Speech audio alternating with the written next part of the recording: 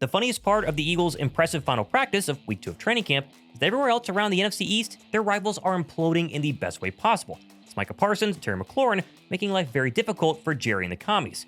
Plus, good injury news for Drew Makuba. Ty Robinson has his best day so far. Smallman and the linebackers keep impressing, but Saquon Barkley's star power dominates the day. I'm Thomas Mott. This is the Thomas Mott Show.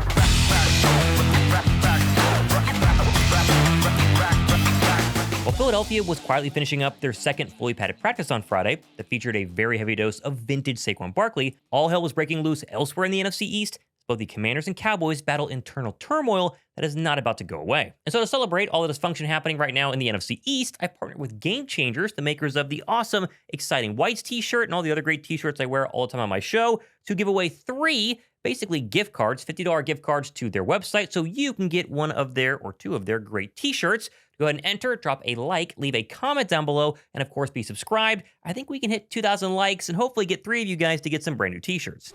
Now, of course, the big story that dropped Friday morning, let's start there, has to do with the Eagles' Week 1 opponent, which is just 33 days from today, as Cowboys superstar edge rusher Micah Parsons' relationship with Big D has, quote, deteriorated to the point where the star pass rusher is considering dramatic measures, which could include a trade request or even a declaration that he is severing his relationship with the team, per multiple league sources familiar with the situation. The two sides remain so far apart heading into the second week of training camp and are not currently negotiating. And that is a massive deal, really big news heading into the weekend, but the Athletic's Diana Rossini was not done, as she added, quote, among the key issues, Micah Parsons spoke directly with Jerry Jones over multiple days in the spring. The team believed those conversations were negotiations and that it had a deal, but Parsons believed the talks were just conversations and wanted his agent to handle the negotiations. When his agent attempted to start negotiations, the Cowboys declined to engage with him and told the pass rusher that they believed they already had a deal done. Now the team is refusing to engage the Parsons agent at all, creating a tense standoff and increasing friction. And as of now, Micah Parsons has been holding in at Cowboys training camp as he's claimed he's got a minor injury which has kept him out of practice, but basically he's trying to force Jerry Jones' hand, making him the highest paid edge rusher in the entire NFL. And things actually got even worse for Dallas as Micah Parsons finally broke his silence on social media this Friday afternoon and put out a long statement officially requesting a trade from the Dallas Cowboys, using phrases like, I no longer want to be here. I no longer want to be held to closed-door negotiations without my agent present. And I no longer want shots taken at me for getting injured while laying on the line for the organization. Which is nuts, but before you go too crazy here, let's just go back to the last time a superstar edge rusher was traded at this stage in his career, and the Raiders sent Khalil Mack to the Bears for 2 first-round draft picks, a 3rd rounder, a 6th rounder, a 2nd rounder, and a conditional 5th-round draft pick. A massive haul. And while yes, I know Micah is not so secretly a very clear Philadelphia Eagle fan, getting in with the Birds has so many hurdles, it's really not possible. I mean, are we forgetting Myles Garrett doing the exact same thing down to the social media trade request this offseason, only for Garrett to backtrack his, quote, desire to win and settle for more money to simply stay with the Browns and lose forever? Honestly, I think Micah will eventually do the same, likely no shot for Philadelphia or anyone else. Now, obviously, I'm not going to go ahead and try and pitch you the idea of the Eagles trading for Micah Parsons because A, he would cost a ton of first-round draft picks, B, they're not trading him inside the NFC East, and C, if you were to trade 3 first-rounders for Micah, you then have to go ahead and sign him to a $40+ million a year deal. It's not going to happen, but the whole idea of Philadelphia just calling the Cowboys and kind of trolling them, making fun of the fact that they are in this mess is something Howie Roseman should definitely do. I would not be surprised if Howie, of all people, at least picks up the phone and have some fun with Jerry Jones. Oh, and this should not need to be said, but a first-round draft pick plus Nolan Smith for Micah Parsons is not something I'm interested in. Call me crazy, but I like the much younger and cheaper year 3 edge instead of the soon-to-be extremely expensive Dallas Cowboy. Either way, looks like Philadelphia playing Dallas Week 1 could get even better if Micah does get traded or does eventually miss games and hold out. I don't think he will. My guess is eventually they will pay him, but it's going to be a really expensive contract, and Dallas once again shoots themselves in the foot. But of course, not to be outdone, the Washington Commanders star receiver Terry McLaurin has gone a step further than Micah this past week, officially requesting a trade from the Washington Commanders, as the new contract demands seemingly are not going to be met by the front office in DC. And this one, honestly, is way more worrisome than the Micah situation, as I said before, I bet Dallas caves and pays him.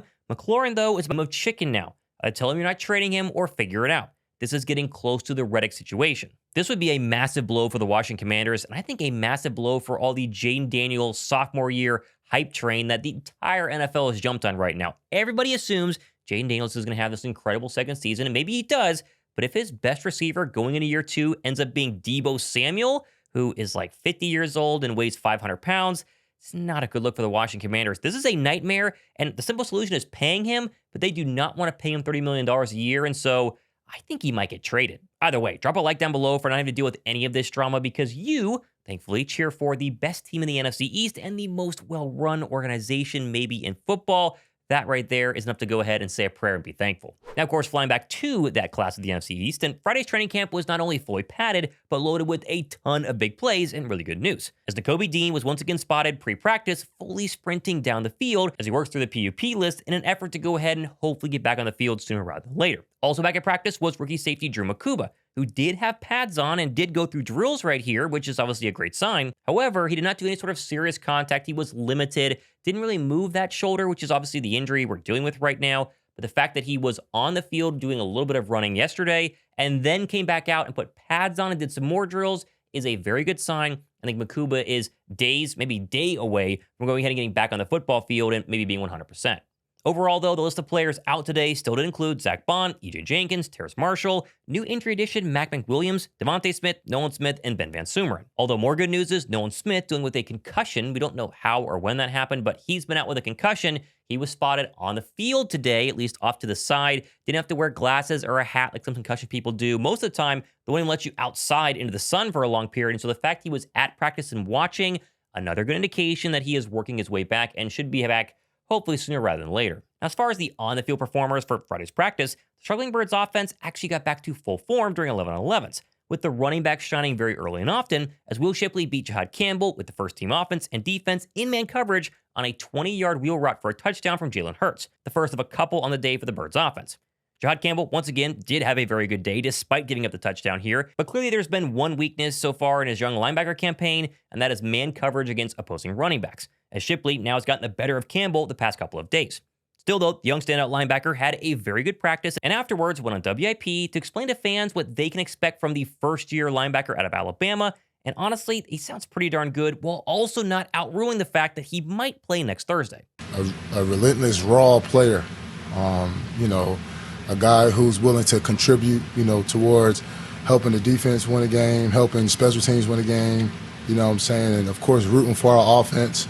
And, just competing, man, being a generous type of guy and, never letting disrespect come his way. Respect is respect, It's earned, not given. So, yeah. Moving on to the secondary, and Keely Ringo got his chance to start outside once again, and he had some up and down moments, including a bad pass interference call on a deep ball, and then allowed a crossing route touchdown pass to Elijah Cooks during red zone drills. Stop me if you heard this, but neither Ringo nor Adoree Jackson particularly stood out. I think Jackson had a slightly better day. It's not that Ringo's been bad. He's very much in coverage and in play on all of these plays. He just didn't get his head around for the DPI, and he just kind of got worked a little bit for that crossing route from Elijah Cooks. Either way, it's not the end of the world, but the Ringo hype train, it's not building like I was hoping it would. Maybe something changes. Very curious to see which of these two, if both or any, play in the preseason on Thursday. The good sign, though, is the emergence of wide receiver Elijah Cooks, the aforementioned one who scored a touchdown on Keely Ringo. Right now, though, with Terrace Marshall on the sideline, he is likely the fourth best wide receiver on the depth chart based on play. As Eli Ricks mentioned after practice, this guy has the size, the tools, and likely is going to be able to showcase his greatness next Thursday in the preseason. Big, strong target. Definitely a red zone target for sure. He can make big, great catches, contested catches, which is big on any level, and it's always needed. And I can't really wait to see him play in the preseason. I feel like he's going to make a lot of plays. Moving on, and Smile Mondon got a couple of first-team reps with Zach Bond out once again, and even had a very nice one-on-one pass breakup while covering Saquon Barkley of all people. I know, again, he's probably just a special teamer this year, but the bright future for the former UJ Bulldog seems pretty darn clear.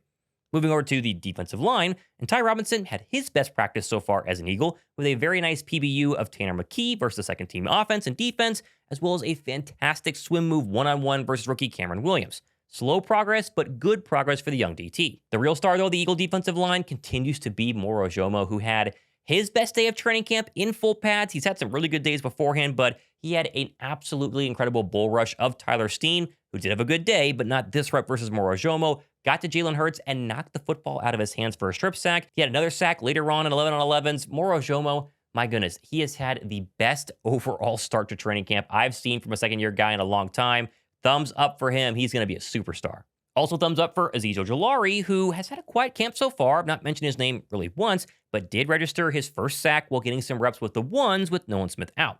Honestly, nice to just hear his name. Now officially, Josh Uche and Ojulari are tied so far with 1 sack apiece. The real star of the day, however, was running back Saquon Barkley, who got a training camp high 14 touches on Friday, which included 2 rushing touchdowns, drawing with Reed Blankenship after the first one, and really unveiling for the first time this offseason the 2024 2K speed and agility that made him the scariest weapon in the league just a year ago. Barkley likewise seemed to settle down the rest of the offense as Hurts had a nice day through the air, connected with A.J. Brown often, and even getting the ball early to wide receiver Anais Smith. I think really for those wondering just how different Kevin Patullo's offense will be this year, need to realize that it will 100% still be Saquon first and everyone else second, no matter what. And newcomers like Adoree Jackson clearly understand this after going up against this offense now for 2 weeks in a row. Nick Sirianni, I don't want to say caters, but appreciates and values the weapons that he has. You know what I mean? To be able to throw the ball to him, run the ball, having different weapons on the outside, the inside, to be able to space it out, having great quarterback play, and then having the defense that they have to be able to put the offense back on the field. So I think you get to see the growth that way, just getting more reps visually, mentally, physically, and obviously when you see him get out there on the field, he tears it up. Saquon's not been quiet to go ahead and start training camp, but they have given him less touches. I think they're trying to see what they have in Will Shipley and A.J. Dillon, but the offense has struggled the past couple of days, and so very clearly Kevin Patullo said, you know what, let's go ahead and unleash our top weapon, give him a couple of carries here and there, and Saquon took advantage of them. Any worry about a sophomore slump in Philadelphia, I think, is ridiculous. Barring injury, Saquon Barkley is going to be the exact same, if not better, than what he was in 2025, just a year ago whenever he was Offensive Player of the Year. Overall, though, a very good practice for Philadelphia. Not a lot of big mistakes. They had a lot of penalties on Thursday's practice, very few on Friday. Things are trending in the right direction. Now less than, 5 days away from the first preseason game versus the Cincinnati Bengals. We'll stream that here on the channel. Again, getting close to 100,000 subs. We'll do the giveaway, which, of course, I keep waiting for you guys to win tickets, a signed Eagle jersey, and a regular Eagle jersey. That can hopefully happen maybe next week. And myself and Josh Davis will be at training camp on Tuesday. We'll be live and in person. Lots of videos, recaps, stuff like that as well. They're off on Sunday, back Monday and Tuesday, and then off Wednesday before flying to Cincinnati for the Thursday game. It's going to be a bunch of fun. I'm Thomas Mott, hanging out here on the weekend. This has been the Thomas Mott Show.